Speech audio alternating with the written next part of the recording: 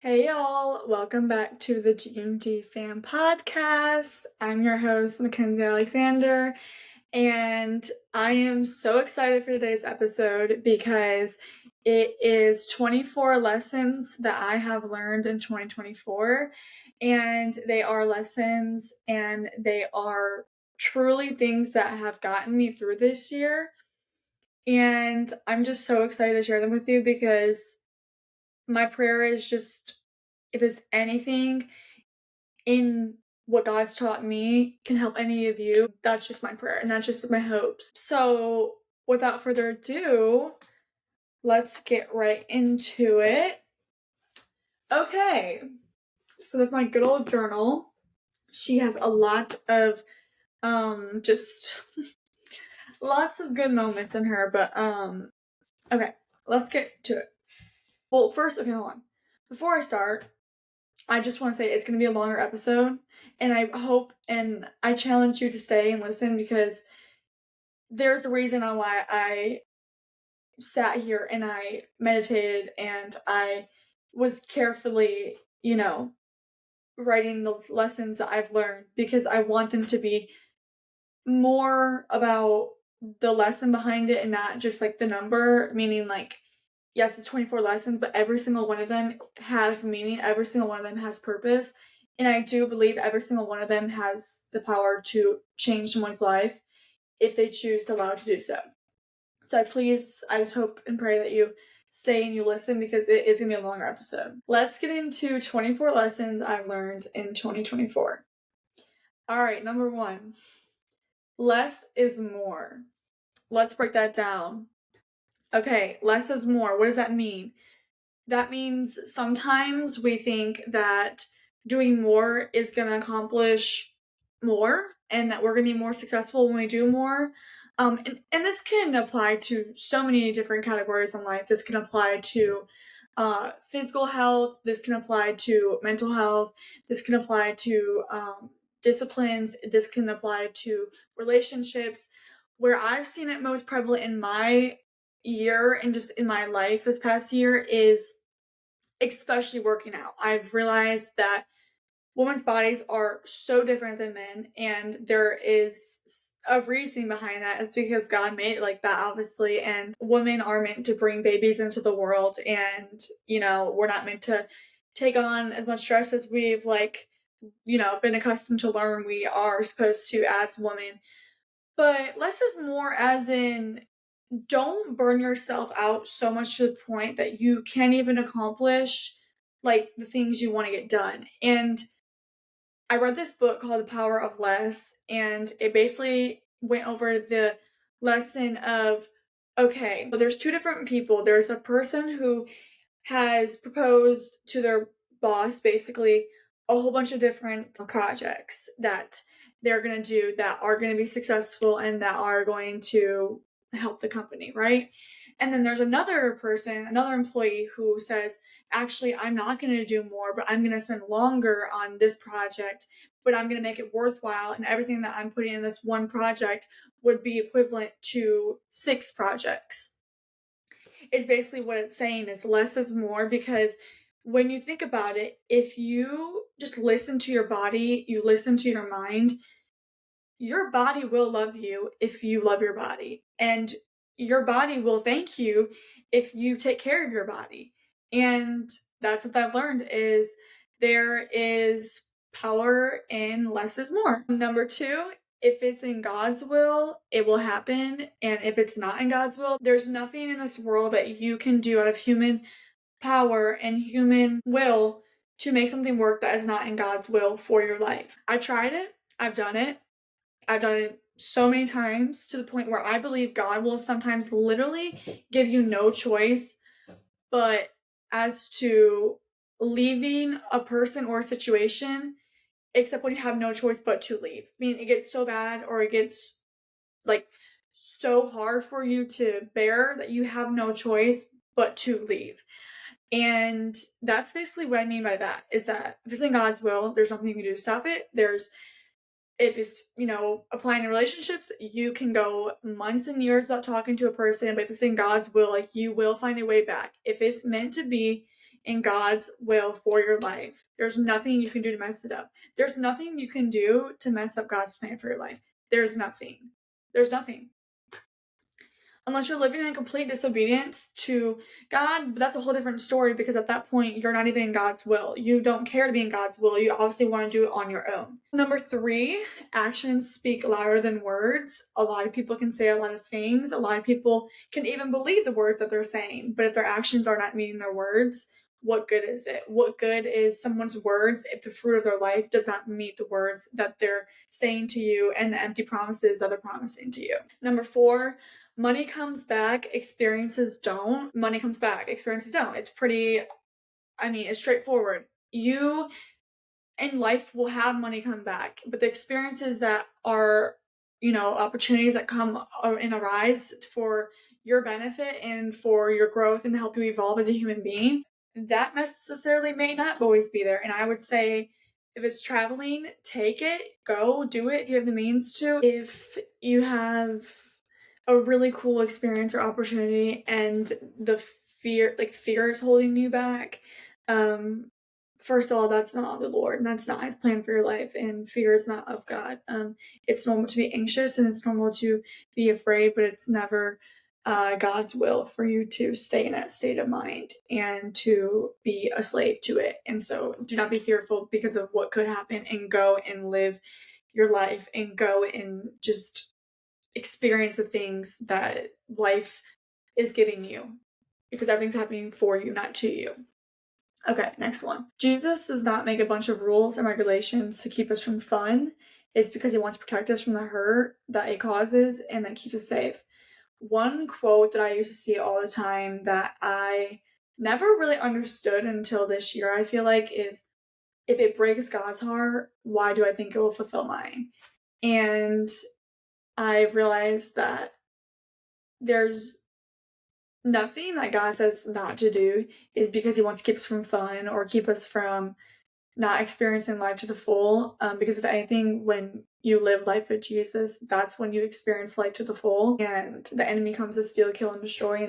And Jesus came so we can have life to the full and abundantly. To go along with that, relationship versus religion. I think you can be religious and go to church on Sunday, and you can do all the things spiritually, prayer and all those sacrifices, like going to mass, and you can do all the different things that religion tells you to do that's going to save you.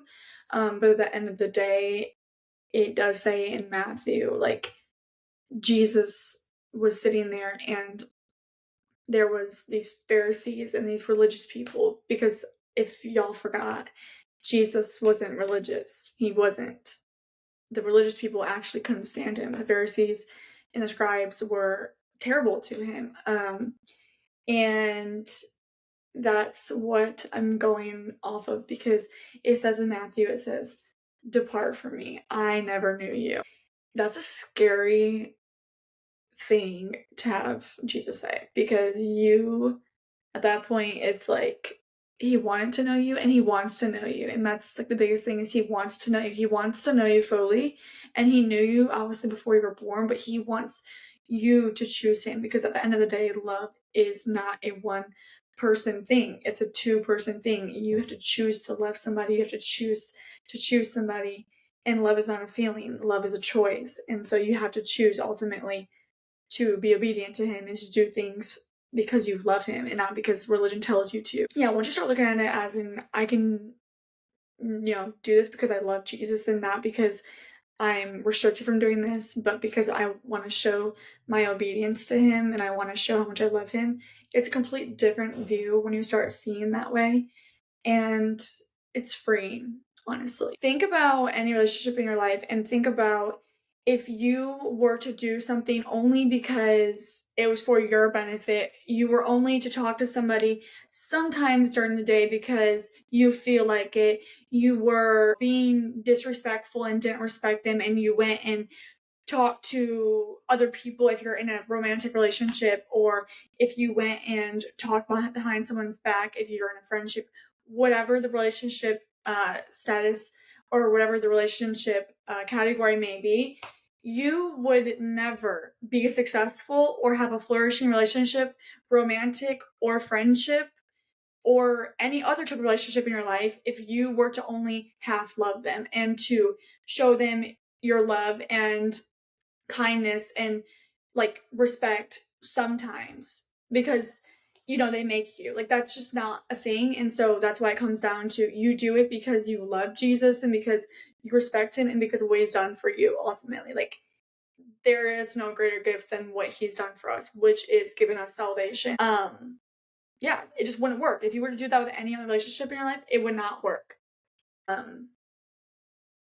Don't let religious people scare you from Jesus, because I'm telling you, sometimes religious people can be the ones who keep people from experiencing the love of Christ, and that really hurts me, because it's like, y'all, if you knew the love that he has and the love that changed my life, and like, people haven't experienced that, like, it's crazy. Like, his love literally radically changes you, and it's just the coolest thing ever. 6, there is so much power in Christian meditation, being still with God. I've started meditating this year, and it's been life-changing. Waking up before anything, before even like going out into the world and starting my day, I have just, every single morning I have to do at least 10 to 15 minutes of just being still with God, praying to God, eyes closed, being still, and just like, I use the app Abide too, which is a Christian meditation app. I love that app. It's really great. Number 7, when your world feels like it's falling apart, don't run to social media looking for answers. We're all trying to figure it out one day at a time. I used to run to social media all the time thinking that it would have the answer for me I was looking for. But at the end of the day, we are all lost. Why would I turn to the world when the world doesn't even know what it's doing? And I've had to realize that. And it's been really sobering, to say the least. 8, this is a big one I've learned recently.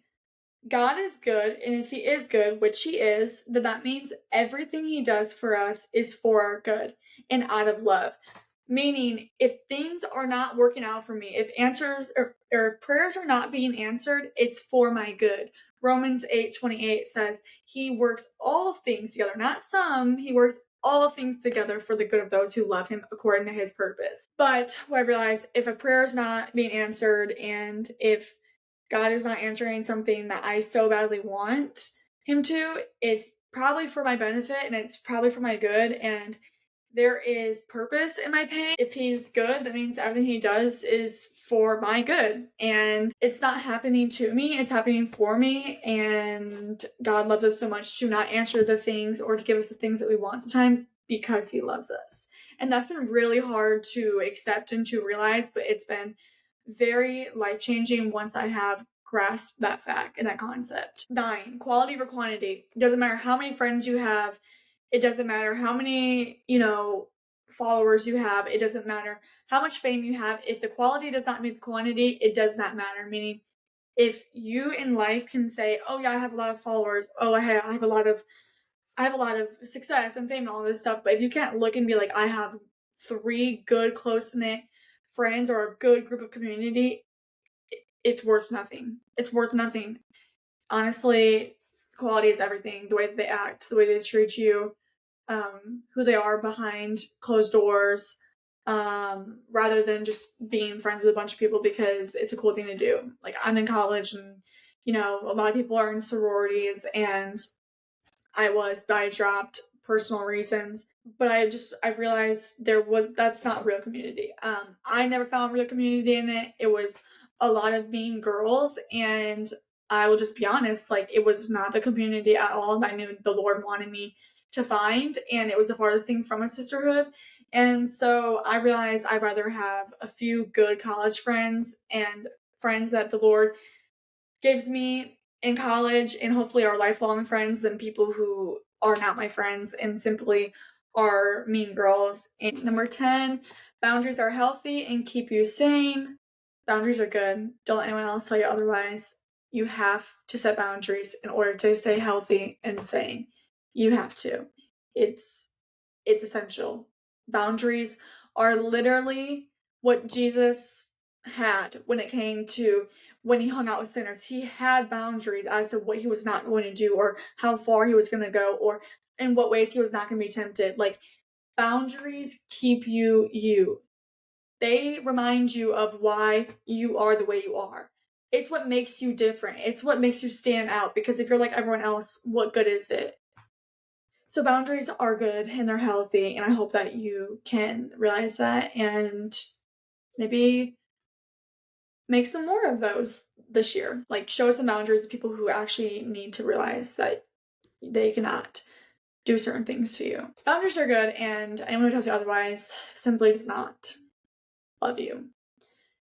Therapy is something everyone should give a try. An unbiased opinion by someone who does not know you is so helpful and so healthy for your soul and for your life. And therapy is just life-changing. Therapy has changed my life, and it helps me figure out who I am, what I like, who I want to be, why I don't like certain things, what triggers me, what doesn't trigger me, walking through trauma. Like, therapy is so good, and I hope everyone just realizes that at some point. Credit is everything, and be mindful of your purchases. This is something more I've learned, especially being, I guess, invested in my career on social media and with different brands this year. It is everything, meaning you can't do anything on credit. You have to build your credit, and if you're over the age of 18, you should start building your credit.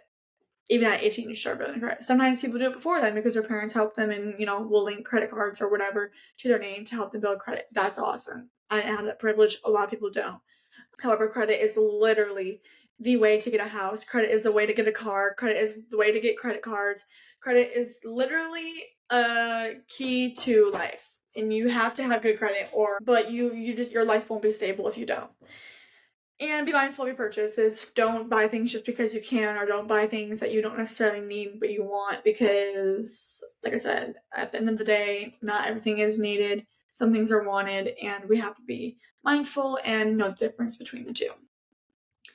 13, you'll never forget the lesson pain teaches you. This one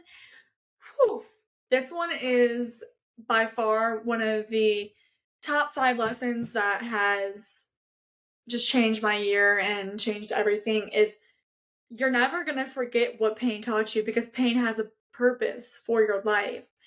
And I'm going to get to this lesson in a minute, but you would never know what joy felt like and how good life is when you're past the storm and when you are finally, like, just feel like you can breathe and you're not underwater anymore. Like, the weight feels like it's been lifted, and you wouldn't know that unless you went through what you went through. I know I went through a lot of crazy things this year, and I know that it was simply to teach me something, and God taught me it. I'll tell you that.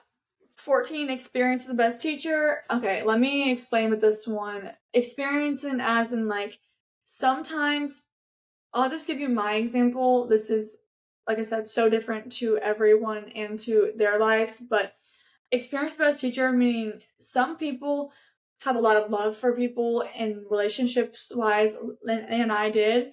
And I realized that I wasn't going to leave until I was ready to leave. So you can sit there and tell your friends or tell whoever it is that you know is in a toxic relationship they need to leave. And you can do it out of love, and you can plant that seed, and you can communicate that with them. By the end of the day, you're not going to leave until you're ready to leave. And that's the one thing I have had to realize, because I had to go through it. I mean, I had to experience that last time that I knew what I would be talking to that person, or I had to experience that last time. I know sometimes the closure is no closure, meaning, like, you don't need to have that last time where you see somebody. You don't need that last time to talk to somebody. I guess the occasion and the situation just differs as to if you need closure or if you don't need closure. 15, a man's words may meet your standards, but if their actions don't also, it's not worth it. A man can tell you a bunch of empty promises. Yes, we're going to have a future together. Yes, we're going to raise kids together. Yes, I'm building this life for us. Yes, I'm going to work because I want you to be a stay-at-home, wife, and I can take care of you and the family. Yes, I will do this. Yes, I won't cheat. Yes, I'll be loyal. Yes, I'll be trustworthy. Okay, all those great things are obviously so and great to hear and flattering to hear and what we want to hear as human beings. And I know what I wanted to hear, but at the end of the day, if their actions don't meet that and they keep doing things knowing it hurts you and knowing that like it doesn't help you, it just hurts you and it makes you overthink your worth and it makes you think, what did I do wrong? And also just keeps doing the same things, it's not worth it. It doesn't mean anything. It's empty promises. And I think a lot of men have forgot to be men and to uphold the promises they make, because to me promises are everything. If you make a promise to me and you break a promise, like, I'm sorry, but I will forgive you because Jesus says that we have to forgive, but I will never forget. And just because I forgive you does not mean I'm giving you access back to my life. And that does not mean that you're ever going to be as close to me as we were, or never going to think of you the exactly same as before. Because at the end of the day, if you screw someone over and if you hurt them over and over again, because I'm somebody who gives the benefit of the doubt, I'm someone who literally will give people so many chances and wear my heart on the sleeve, and in the end I'm the one who ends out just burn out and literally ashes in the dust and feeling like I am just worthless, honestly. And that's when I have to remind myself, like, my worth doesn't come in relationships, and God is the only one that determines my value and worth, and I'm valuable in his eyes. And if someone can't see that, that's their loss. You are the prize. If someone can't realize that, if someone can't wake up and realize that you are the prize in front of them and they treat you like an option and not the prize, get up, open the door, and let them leave. Because who wants somebody their entire life to sit there and always feel like you're going to be a second option? Who wants to be a wife, or who wants to be a girlfriend that wants to sit there and feel like they're not going to know if they're going to trust their man because of certain things? And consistency is everything. And so it's like they can change for a month, but if they're not consistent in it and they don't keep on, trying to work on themselves, once again, that's also key. There's power and purpose in prayer. There's so much power in prayer, and obviously God knows what we're thinking and what we're going to ask him before we ask him, but still the whole point is it's out of love, and he gives us prayer to be able to talk to the God of the universe and the one who made me and you and made babies and snow and the beach and all the different great things we get to experience as human beings in this world. And he gives you access to talk to him, the same person who made all of that. And prayer is powerful. Prayer is powerful because it shows you're humble. It shows that you can't do it alone, and that you have faith. Faith is everything. Faith is everything.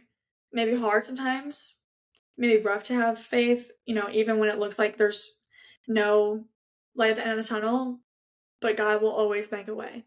God is the possible of the impossible. God is the one who, when it doesn't make sense to you, God is working it together for the good. 17, your past will always be your presence, or your past will always be your present because of the narrative in your head.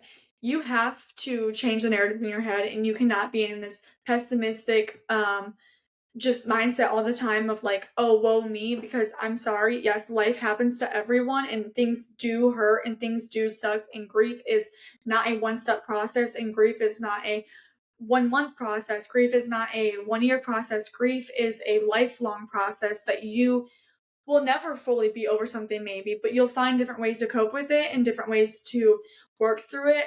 Like, time does heal. I do believe that. And like I said, just try to be positive. And if you can't, ask God to help you change your heart. He is the God of changing hearts. He's the one who will reset hearts, that wants to reset hearts, and wants to ultimately be like your best friend. Find things that bring you real dopamine. So for me, I've realized that a lot of what I thought brought me dopamine, like, receiving a certain amount of likes on a post, just the things that didn't bring me real dopamine and really only truly made me wanting more in the end. But still, when I got it, I was still not happy because, real dopamine is sunshine. Real dopamine is exercising. Real dopamine is finding a good community and spending quality time with them. real dopamine is good food. Real like dopamine is experiences. Like that is what we were meant to live life by, not through a screen, not through social media, to actually be connected. And that's how you actually get dopamine, like real dopamine. And dopamine is essential to be happy. 19, there's only one you. God made you so unique, and there's not another person in this world that is the same as you, and that is a blessing. There may be a lot of girls who have maybe the same like features in some way that you have, or for the men, there may be a lot of guys who have the same, size of arms or whatever it may be that you compare yourself to another person about. God made you the way you are because he said it was great. Not good, great. He said very good, sorry. He said it was very good. God made you that way because he said it was very good, and you are made in God's image. And God is loving, and God is literally like just, he's God. And it's like if God made you that way, like he found purpose in it, and he found pleasure in it, and he found joy in it. And I just want you to remember that there's only one you, and never change you for anyone, because don't let someone tell you who you are that doesn't even know who they are. 20. Communication is key. It is essential to healthy relationships. Communication is key. Communication is everything.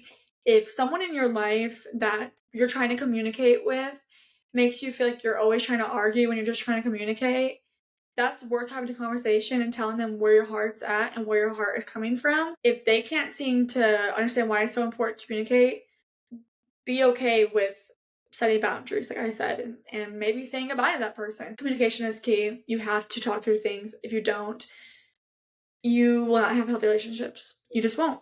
Communication is everything. 21, spiritual warfare is a real thing. Spiritual warfare is so real, and thieves don't break into empty homes.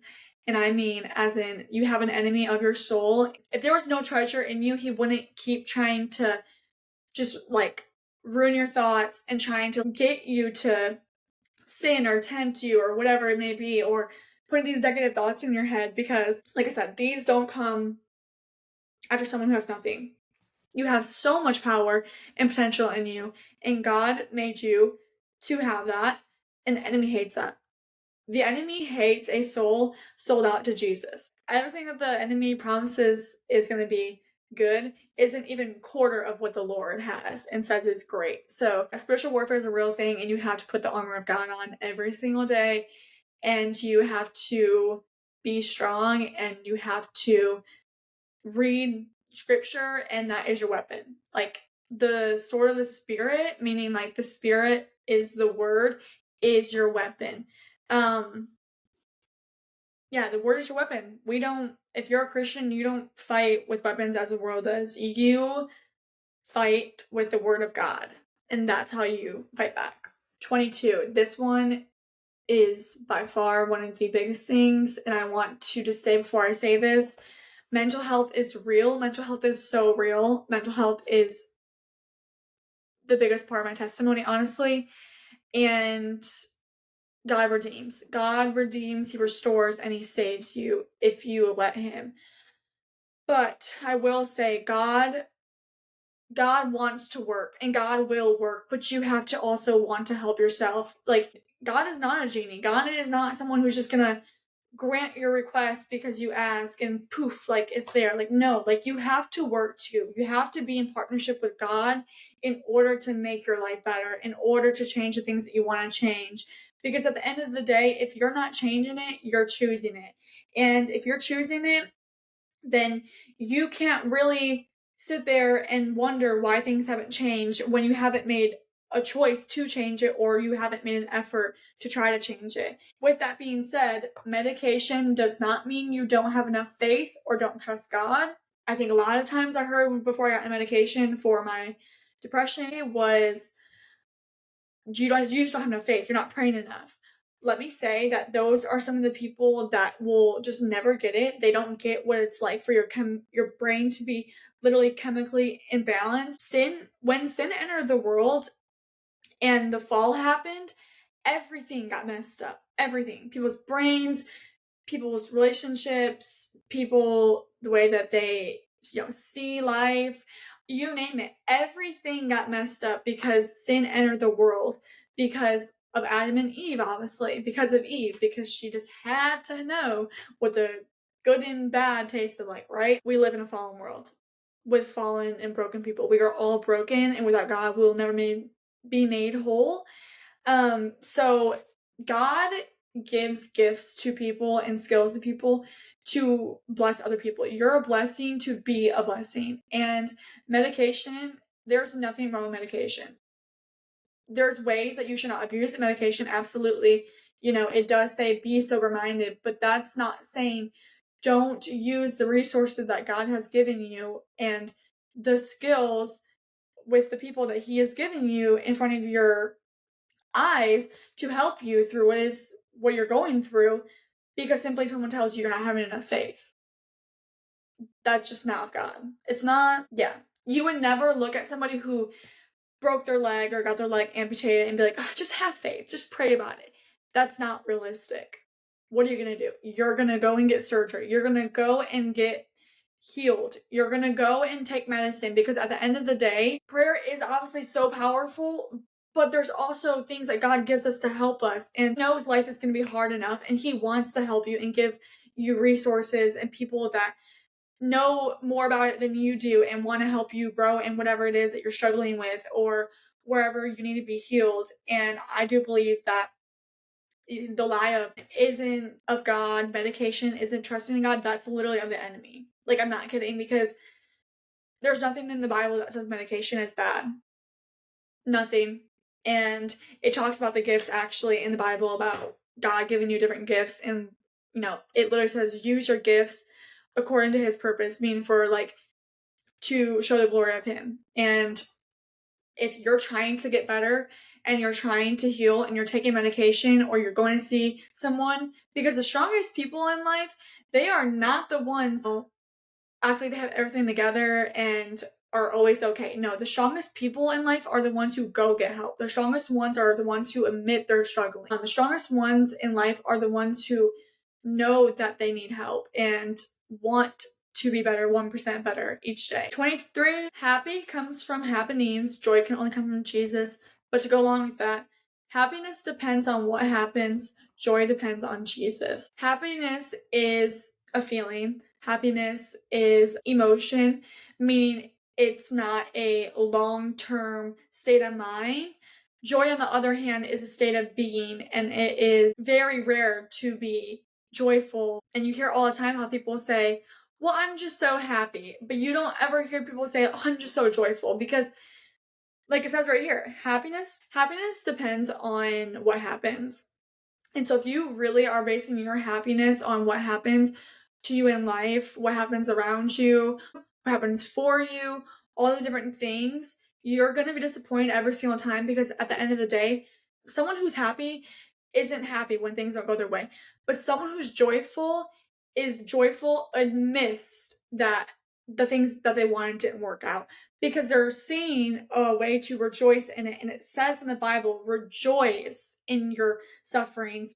Like, you have to persevere, and a part of joy and learning how to have joy is simply realizing that it's not at all something that you can accomplish on your own, but it's only with being in partnership with God. And happiness is fleeting. Joy is dependent on Jesus, which is not fleeting. He's eternal. 24, and this is the last one, is redeeming your brain and creating new neural pathways are possible. Redeeming your brain and creating new neural pathways are possible, and it is a part of God's plan for your life. And one verse that I always go back to, it is my holy grail, Romans 12:2, it says, do not conform to the patterns of this world, but be transformed by the renewing of your mind. Meaning, it doesn't say, do not conform to the patterns of this world, but maybe be transformed by the renewing your mind, or sometimes renew your mind. No, it says, but redeeming your mind, meaning it's meant to be redeemed. You're not born that way. A lot of people think that, oh, my thoughts are just like this way. Oh, my parents just had this mental illness. I'm stuck this way. Oh, my parents instilled this in me. I'm just this way. No, that's not true. And you're meant to grow, and you're meant to evolve, and you're meant to when it comes to your mental health. You're meant to think a different way. You're meant to think in a way that is noble and good and is of the Lord, meaning like you're not meant to dwell in a negative cycle. You're not meant to be in this negative, toxic mindset your whole life. And redeeming your mind is possible. And don't let anyone ever tell you, and don't let the enemy tell you, because you have an enemy of your soul, like I said, that it's never going to get better, that you're stuck this way. That's not true. You're not stuck this way. There's so many resources that can help you get out of this rut and this struggle that you're struggling with. There are so many different people who have been through the same things. There are so many different times where I've been like, no, like, I'm not going to listen to the enemy and be like, you win, because he doesn't win. Because at the end of the day, victory is sealed in Christ. And that means that I have every single opportunity to renew my brain and to turn my brain into a completely different direction. And that's what God would want.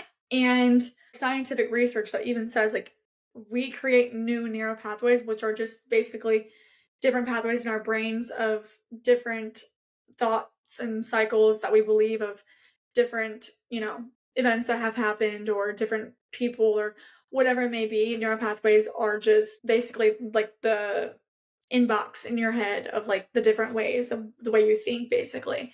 And I don't know all the scientific and obviously like biological reasoning behind whatever. I do want to learn more about that though this new year, so maybe I will. But yeah, that's really all I have. I hope and pray that one of these lessons or any of these lessons spoke to you, resonated with you. But there's so much behind you, but there's also so much in front of you. And the best things in life are what haven't happened yet. The best things in life are to come. The best things in life take time, and the best things in life are worth waiting for. And the best things in life are truly of the Lord. And that's one thing I learned is the Lord is the best giver. Life is a gift, and the giver is good. Don't let anyone tell you otherwise. Start the year in a way that you've always wanted to start it. Don't let your life continue to go in the cycle of what you don't actually want your life to be like. What you're not changing, you're choosing. You have to choose to move forward. You have to choose to move forward from that person. You have to choose to move forward in your career. You have to choose to move forward in your studies. You have to choose to move forward in your finances. You have to choose. God wants to help you and God will help you, but you have to be in partnership with Him and you have to make the first move. But that's it. And I hope that you guys enjoyed this episode. And I will see you guys in the next one. And I'm sending all my love and prayers to every single one of you that are watching this. And that's it. Bye, y'all.